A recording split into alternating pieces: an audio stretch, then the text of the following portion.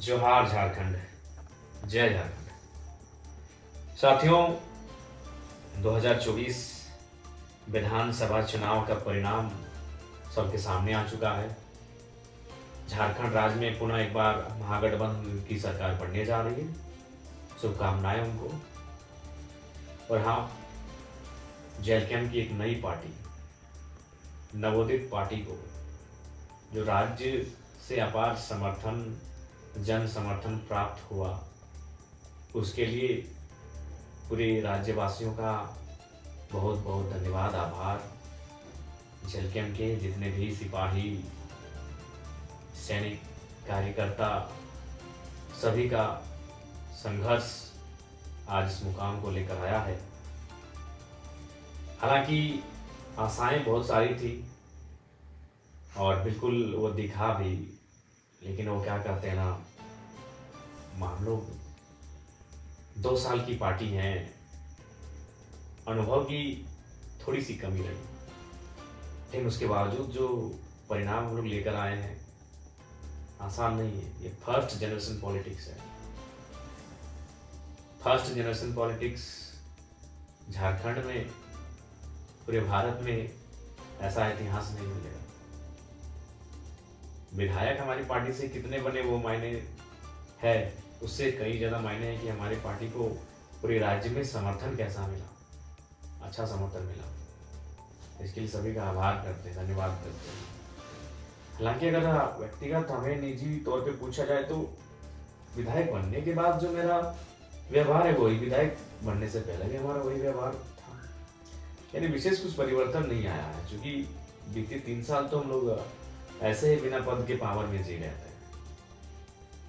अपने निडरता से, अपने एग्रेशन से लोगों के काम निकाल लेते थे, तो लोगों का काम बना देते थे। लेकिन खैर, ये कि संवैधानिक पद होता है, हमें लगता है कि ये फीलिंग तभी आएगी जब सदन के अंदर जाकर अपने बातों को रखेंगे, अपनी ओथ सेरेमनी में, शपथ समारोह में भाग लेंगे, तब शायद फीलिंग हो कि हाँ विधायक बने हैं। लेकिन दिल से कहें तो अभी तक वो फीलिंग ही नहीं हो रहा है कि चलो भाई कुछ एक अचीवमेंट, एक गांव का लड़का, एक गरीब किसान 2 साल पहले जिसको कोई जानता नहीं था, बहुत गरीब से गरीब, आप जितना सोच सकते हैं, उस घर का लड़का आज विधायक बन चुका है। ये फीलिंग जरा भी नहीं हो रहा है। पता नहीं तो क्या कारण है, मुझे नहीं आइडिया। शायद 3 सालों का वो अन्याय, जुल्म लोगों का देखना, स्टूडेंट के साथ गलत होते हुए देखना, इन सारी चीज़ों से जो व्यक्तिगत एक इच्छा होती है वो कहीं ना कहीं समाप्त हो गई है। लेकिन हाँ, विधायक बनना क्यों, सरकार में आना क्यों, राज्य की कल्याण के लिए। अगर निजी होता तो कम से कम भले चुनाव में हम लोग ज्यादा सीट नहीं लाए, लेकिन व्यक्तिगत तौर पर तक खुशी होनी चाहिए थी। खैर, जो भी हो, राज्य की जनता का बहुत बहुत आभार, बहुत बहुत आभार। बहुत अच्छा वोट हमें प्राप्त हुआ।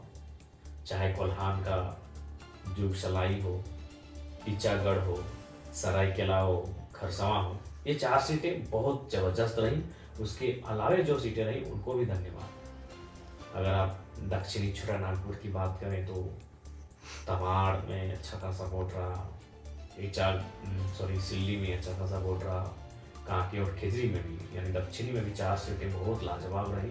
उसके अलावा बाकी सीटों पे हम लोग अच्छा किए। आप अगर बाकी उसके बाद उत्तरी छोटानागपुर, जो हम लोग का स्ट्रॉन्ग जोन, जहाँ हम लोगों ने डुमरी तो कर विजय फतह किया, उसके अलावे टुंडी में 45,000 के आसपास, गोमिया में 60,000 के आसपास, रामगढ़ और मांडू में 70,000 का, बहुत ही सरप्राइजिंग विनिंग है। हम लोग तो माने जाते कि वो सीट विनिंग है हमारी, उस सीट को विन करेंगे। चंदन क्यारी में 2रा स्थान, वैसे सिंधरी में भी 36,000 के आसपास। तो ओवरऑल बहुत अच्छा फीडबैक। पहला चुनाव, फर्स्ट अटेम्प्ट चुनाव, प्लस युवाओं की टीम, नए लड़के, कभी पॉलिटिक्स किए नहीं है, अगर किए नहीं तो कार्यकर्ता की हैसियत से किए हैं। एक किंग मेकर, एक नेतृत्वकर्ता की हैसियत से जो लड़के कभी पॉलिटिक्स किए नहीं हो, जो बहनें, वो जो महिलाएं, वो हमारी राजनीतिक दल में सम्मिलित हैं। उसके बाद भी इतना अच्छा प्रदर्शन, ये बहुत सुनहरा। और मैं बैरमो भूल रहा था, 60,000 बैरमो। हालांकि बैरमो की तमाम जनता का बहुत आभार। बहुत प्यार मिला, हालांकि मलाल तो रहा, असल फतह तो करने को देश बहनों ही था। लेकिन हम भी तो कोई 30 मार्क का थोड़ी है। एक दिन का कार्यक्रम दिए थे, एक ही सभा हम बहनों में किए, हमारी हार का कारण वही रहा। 18 तारीख की शाम को अभी कितना प्लानिंग किया गया कि हमको वहाँ नहीं जाने दिया जाए, बैरमो एंट्री नहीं हो मेरा। काश अगर बैरमो में हम जिस प्रकार डुमरी में हम शायद एक एक पंचायत तक एंट्री किए थे, डुमरी में 70 का 70 पंचायत एंट्री किए थे, तो उसी प्रकार अगर बैरमो का सारा पंचायत, जरेडी का 17, पेट्रोबार का 10, बैरमो का 19, चंद्रपुरा का 14, नगर में जो वार्ड है, अगर सारा को विजिट कर लेते हैं तो हमें विश्वास है चुनाव हमारे पक्ष में होता और शायद 7,000 10,000 से चुनाव हम जीत जा गए होते हैं। लेकिन समय का अभाव था और हमने बैरमो के चुनाव को कार्यकर्ताओं के लिए छोड़ दिया था, जो कि अंतिम समय में निर्णय लिया था बैरमो चुनाव लड़ने का।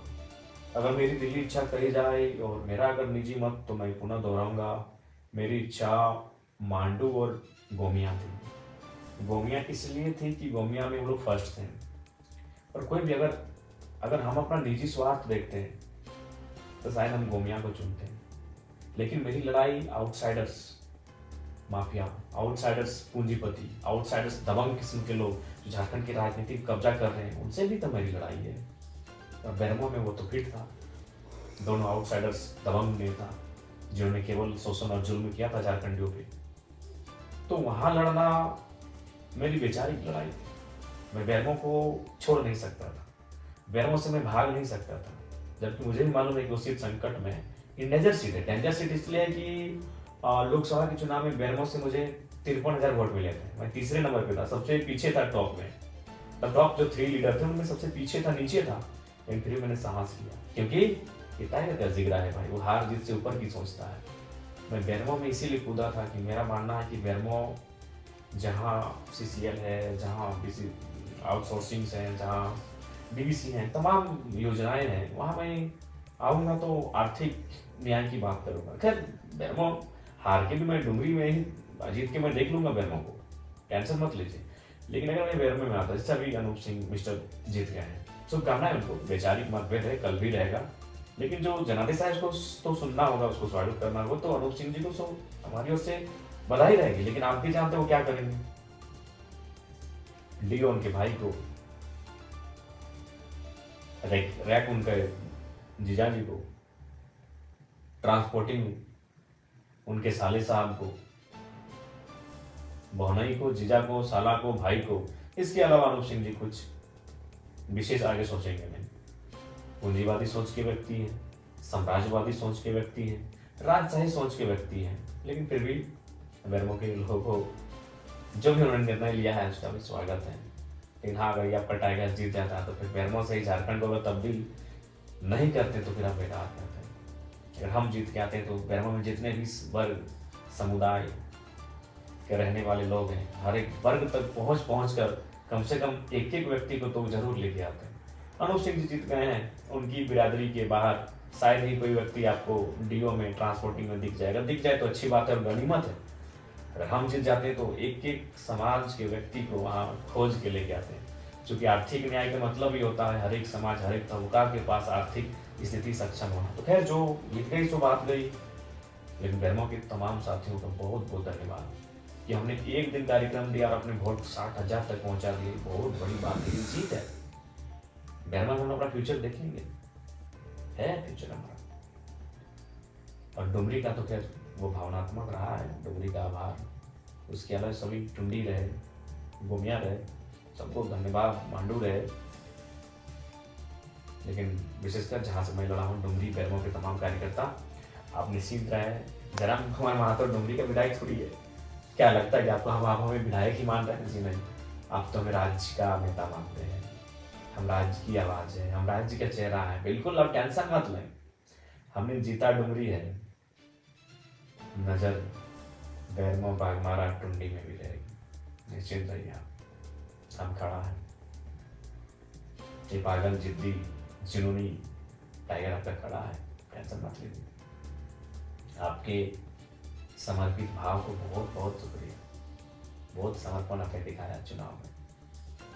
और हाँ, हाँ, कहेंगे कि थोड़ा जुलूस वगैरह जो है इसको थोड़ा कट आउट कीजिए और कोशिश कीजिए काम पे लग जाए।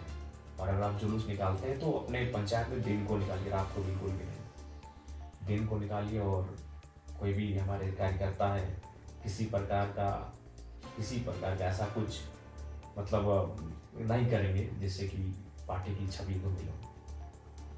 और विशेषकर जेएमएम के साथियों से कहेंगे, देखिए चुनाव 20 वर्षों तक जनता ने आपको जनादेश दिया था। अब उसी जनता ने अगर आपको जनादेश नहीं दिया है तो उसका सम्मान कीजिए। हार के बाद आपके कुछ कार्यकर्ता देखें कुछ घटनाएं ऐसी घट रही है, हम चाहेंगे कि बदले के भाव से नहीं बदलाव के भाव से मिलकर काम करते हैं। आइए जेएमएम के साथी डुमरी में मिलकर काम करते हैं, तमाम योजनाओं को गांव-गांव तक, खेत खलिहान तक पहुंचाते हैं। और ये सभी संभव होगा जब वो क्या करते हैं ना, मिलकर काम करते हैं। पक्ष विपक्ष चुनाव में फिर देख लेंगे, आलोचनाओं को फिर चुनाव में देख लेंगे। चलिए अभी डुमरी के लिए आगे हाथ बढ़ाते हैं, मिलकर काम करते हैं। सभी से आग्रह होगी और विशेषकर युवाओं आपसे कहेंगे, आज आप जयराम महतो को अपने स्क्रीन में देख रहे हैं वीडियो के माध्यम से। ये वही जयराम महतो है जो 2 साल पहले यही तो चाची और जिस डुमरी से मैं विधायक बना वही डुमरी जहाँ से बसें निकल कर आती थी, बसें गुजरती थी वहाँ से। उन बसों का नाम आनंद बस, शिवम, बुंदेला, विजय, पम्मी, राजू, निर्मल, ऐसे 1 दर्जन बस हजारीबाग होते हुए धनबाद और धनबाद होते हुए हजारीबाग आवागमन होता था। उन बसों पे हम लोग झगड़ा करके चढ़ते थे, भाड़ा नहीं देंगे, 2 रुपया से ज़्यादा नहीं देंगे, 5 रुपया देंगे। और हार्डली गिरफ्तार आते थे 10 रुपये, 2 रुपया से वो कहानी शुरू हुई थी, 5 रुपया से होकर 10 रुपया तक पहुंची थी। अभी क्या भाड़ा है मुझे नहीं पता, एक्चुअली अब तो हम लोग मान के चलिए दोस्तों के स्कॉर्पियो में चलते हैं। 40 रुपया यानी आज 40 रुपया हो गया है भाड़ा। और मेरा मैंने 2 रुपया से शुरुआत की थी बसों का सफ़र। एक इंटर ऑफ साइंस के स्टूडेंट जब राजगंज ट्यूशन जाते थे, अब 2 साल पहले की बात करें, आंदोलन से पहले, तो यही मैंने अपने मास्टर्स को कंप्लीट करके पीएचडी को ज्वाइन किया था। यानी जो लड़के को आप देख रहे हैं आज एक विधायक के रूप में, ये लड़का कल्पना सोरेन जी की तरह कोई राजघराने से नहीं, पाकुड़ की जो विधायक बनी आलमगीर आलम की अर्थानी, उनकी तरह कोई राजघराने की नहीं है। मेरे हिसाब से राजघराना मतलब विधायक का घर, मैं उसको राजघराना कहता हूँ। सुन लीजिए पहली बात को। पूर्णिमा साहू जी जमशेदपुर से जीती, जो रघुवर दास की पुतोहू है, मैं उस राजघराने से नहीं हूँ। तो जयराम कुमार महतो को बड़ी करीब से आप देखिए। आज से महज 3 साल पहले मेरी तस्वीर शायद सोशल मीडिया में होगी, जाके देखिएगा। एक दुबला पतला सा लड़का, मासूम सा लड़का, मासूमियत चेहरे में, आंखों में एक सपना कि कुछ करेंगे। वो सपना कुछ बनने का, कि गरीब परिवार से संबंध रखते हैं, बहुत खर्च हुआ है पढ़ाई लिखाई में, तो कुछ बने। क्या बने? कुछ भी। कोई बहाली आए उसको भरे, टीचर की बहाली हो, प्रोफेसर की बहाली हो, और उससे पहले जब पीएचडी नहीं किए तो उससे पहले सीआरपीएफ की बहाली हो, आर्मी की बहाली हो, रेलवे की बहाली हो। उन बहालियों को फॉर्म भरना, उनके लिए मेहनत करना, ये चीज़ रहा है। वही लड़का आपके सामने आज आपके स्क्रीन में है, और यकीन मानिए वो लड़का विधायक है। हालांकि हमको ज़्यादा कोई एक्स्ट्रा फीलिंग नहीं हो रहा है विधायक बनने का, लेकिन आप यकीन कीजिए ये जयराम महतो विधायक है। मैं आपको इसी संदेश दे रहा हूँ कि सपने देखिए, मेहनत कीजिए, संघर्ष कीजिए। कौन जानता था जयराम महतो? आज मीडिया में भले नेगेटिव बोले या पॉजिटिव बोले, आज देश की जितनी भी नेशनल मीडिया है, एक 30 सेकेंड ही सही जयराम महतो का नाम उनको लेना पड़ता है। कोई नहीं जानता था जयराम महतो को। जयराम महतो खुद जयराम महतो को नहीं जानता था। कौन है जयराम महतो? हुई जयराम महतो। क्या था दिनचर्या हमारा? सुबह मॉर्निंग में उठना, घर से 600-700 मीटर दूरी में मैदान फुटबॉल का, वहाँ दोस्तों के साथ आकर सुबह वही बैठकर डिस्कशन, वहाँ से जोरिया तक जाना, जोरिया में फिर नहाना धोना और बसों में बैठ कर फिर कॉलेज तक पहुँचना, फिर कॉलेज से रिटर्न आना, बीच में 2-4 घंटों का ट्यूशन लेना, शाम को एनी हाउ खेल का मैदान, चाहे फुटबॉल हो, क्रिकेट हो या वॉलीबॉल, ये 3 चीज़ों का शौकीन। यानी हाँ कुछ भी हो जाए, मौसम खराब हो कोई मतलब नहीं, 2-3 घंटा खेल के मैदान में, फिर रात को ट्यूशन, सेल्फ स्टडी, फिर सुबह फिर एक दौर आया जब मास्टर ऑफ आर्ट्स यानी एमए की परीक्षा को मैंने इंग्लिश लिटरेचर से प्रथम श्रेणी से उत्तीर्ण किया पीके रॉय मेमोरियल कॉलेज से।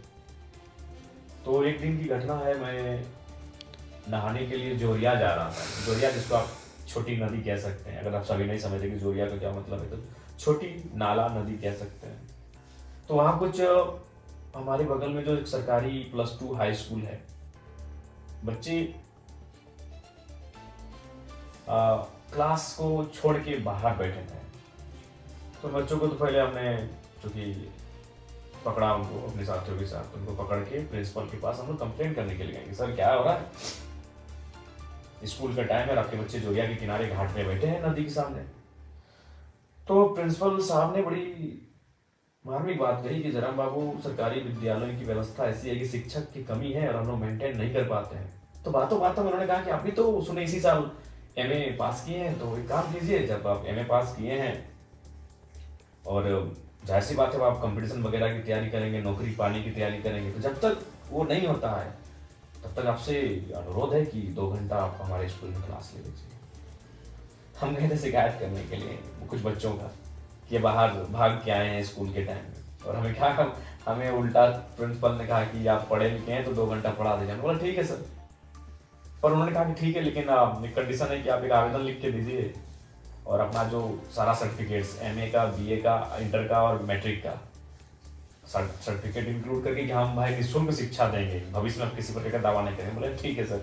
हम गए थे भाई शिकायत करने, अब तो हम खुद प्रिंसिपल महोदय की बातों में अब बात ऐसा विषय उन्होंने कह दिया कि पढ़े लिखे हैं। फिर हमने कहा ठीक है, तो वो शायद सितंबर का महीना था, 2017 का टाइम था। हमने उसी साल जुलाई अगस्त में मास्टर ऑफ आर्ट्स को कंप्लीट किया था, और जब गए क्लास लेने के लिए तो पहला ही दिन जो माहौल क्रिएट हुआ, चूँकि आप भी जानते हैं कि पूरे राज्य ने मेरे भाषणों को सुना, तो लीडर और लेक्चरर में एक क्वालिटी समान होती है कि जब वो अगर बेहतरीन लेक्चरर हो, बेहतरीन लीडर हो, तो जब वो बोलता है तो लोग सुनते हैं। तो वही क्लास में मेरे साथ हुआ।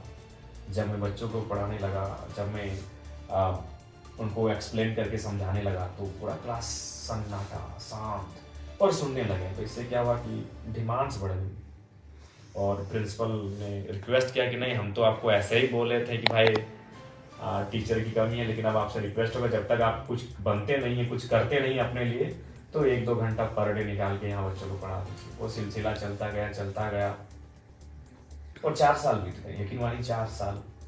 एक एमए का लड़का, गरीब का घर का लड़का, जिसको ठीक से मेंटेन नहीं होता है, वो फ्री में पढ़ा रहा है, कहाँ हाई स्कूल में फ्री निःशुल्क शिक्षा दान दे रहा है। कई बच्चे हमारे पास आए हैं कि सर आप अच्छा क्लास लेते हैं तो हम लोग ट्यूशन पढ़ना चाहते हैं। हमने कहा नहीं यार, टाइम कहाँ है हमारे पास ट्यूशन का, एक तो तुम लोग स्कूल में पढ़ाते हैं, फिर ट्यूशन बोलोगे, हमको खुद पीएचडी कर रहे हैं, हमको कॉलेज वगैरह जाना होता है, और हाँ ये शाम को ट्यूशन वगैरह नहीं। मेरी एक आदत हमेशा रही है, शाम को ट्यूशन नहीं भैया। क्यों? खेल का मैदान 2-3 घंटा में क्रिकेट लंबा चौका छक्का उड़ाइए, फुटबॉल में किक लगाइए और वॉलीबॉल का पंच लगाइए। तो वहाँ कंप्रोमाइज नहीं था ये चीजें। तो फिर अचानक 17 से 21 तक मैंने लगातार निःशुल्क बच्चों को पढ़ाया टीपीआई स्कूल। आज भी बच्चे जो मेरे पढ़े लिखे हैं उनसे कभी बातचीत हो तब बातचीत कीजिएगा। बड़ा मेमोरेबल 4 साल रहा है, बहुत मेहनत से मैंने पढ़ाया, फ्री में पढ़ाया, 1 भी रुपया नहीं। किस टाइम? बेरोजगारी का दौर। एमए पास किया हुआ लड़का जब नौकरी की तलाश करता है, 2 पैसे कमाने की सोचता है, और मैंने फ्री पढ़ाया क्योंकि मेरा नेचर शुरू से गजब का रहा है। आज वही नेचर कारण में गिरा है। तो फिर क्या हुआ, 2021 का टाइम आता है, 4 साल के बाद झारखंड में एक मूवमेंट आ जाता है। मैं वहाँ जाता हूँ, मैं भाषण देता हूँ, और अचानक मैं हाईलाइट हो जाता हूँ। फिर मेरा वो स्कूल में पढ़ाई छूट गया, वहाँ जो बच्चों को पढ़ाता था। मेरी पीएचडी भी काफ़ी स्लो हो गई, बहुत स्लो हो गई मेरी पीएचडी। और फिर इस मूवमेंट में मैं अपने आप को झोंकता हूँ, फिर लगातार सभा, भाषण, और 2000 सभा को मैं मतलब एक बेहतरीन सभा मैंने 2000 किया है। अगर ऐसे कहेंगे नुक्कड़ सभा तो 3000 चले गए होंगे। पर आज झारखंड राज्य के चेहरे के रूप में आपके सामने 2 साल पहले मैं कुछ नहीं था। मेरे गांव के शायद सभी लोग मुझे ना पहचानते हो, सच कह रहे। मेरे गांव के शायद सभी लोग मुझे नहीं पहचानते हैं हाँ, लेकिन आज दिल्ली में इस लड़के की चर्चा हो रही, इसलिए मैं आपको ये कह रहा हूँ। मैं अपनी तारीफ नहीं कर रहा हूँ, मैं इसलिए आपको कह रहा हूँ कि विशाख में देखिए, जो युवा कहते थे I hate politics, I hate politics, यकीन मानिए जयराम महतो के आने के बाद, जयराम महतो की विधायक बनने के बाद शायद वो कहेंगे आई लव पॉलिटिक्स। और करना होगा, पॉलिटिक्स से लव करना चाहिए, क्योंकि अगर आप पॉलिटिक्स से लव नहीं करते ना तो सोच लीजिए आप देश से भी लव नहीं करते। क्यों मालूम है ना, आपका देश पॉलिटिकल है, आपका देश इंडिया जो है वो पॉलिटिकल कंट्री है। बिना पॉलिटिक्स से कुछ काम नहीं होगा। पॉलिटिक्स मतलब क्या, देश चलाने के लिए नियम चाहिए। नियम कौन बनाते हैं, पॉलिटिशियन। तो जो लोग कहते हैं आई हेट पॉलिटिक्स, मतलब वो अपने देश से हेट करते हैं, कॉन्स्टिट्यूशन से हेट करते हैं, इसका मतलब। तो इसलिए आई हेट पॉलिटिक्स करने वाले युवा शायद जयराम महतो को देखकर अब आई लव पॉलिटिक्स की गाथा आवाज को बुलंद करेंगे। ठीक है, सपने बड़े रखिए, सपनों को पूरा करने के लिए पागल हो जाइए, जैसे आज हमने बिल्कुल पागलपंथी की हद है। कभी करीब से देखिएगा हमारे आंखों को, हमारे इस चेहरे को, बहुत झेला है 3 सालों को। खासकर ये जो 40 दिन पार हुआ ना साथी, क्या बताएं, बहुत झेला है। सपने देखिए, मेहनत कीजिए उसे पूरा करने के लिए। आज जीत हार छोड़िए, आज चर्चा का विषय पर है तो संघर्ष के कारण है, इसलिए आप सभी से आग्रह है मेहनत कीजिए। पुनः डुमरी और बैरमो को धन्यवाद, क्योंकि मैं वहां से स्वयं प्रत्याशी था। बाकी तमाम झारखंड को धन्यवाद, क्योंकि मेरी पार्टी के तमाम जो कैंडिडेट्स रहे उनको बहुत जोरदार समर्थन मिला। सबको धन्यवाद, जोहार, नमस्कार, आदाब, जय हिंद, जय भारत, जय झारखंड। और बस यही कहेंगे, सबका शुक्रिया। मिल के काम करते हैं, जय वालों को भी कहेंगे ये आपसी मनमुटाव को छोड़िए। 20 साल आपने संभाला, अब अगर जनता ने मौका दिया है तो चलिए साथ चलते हैं। सबको जोहार।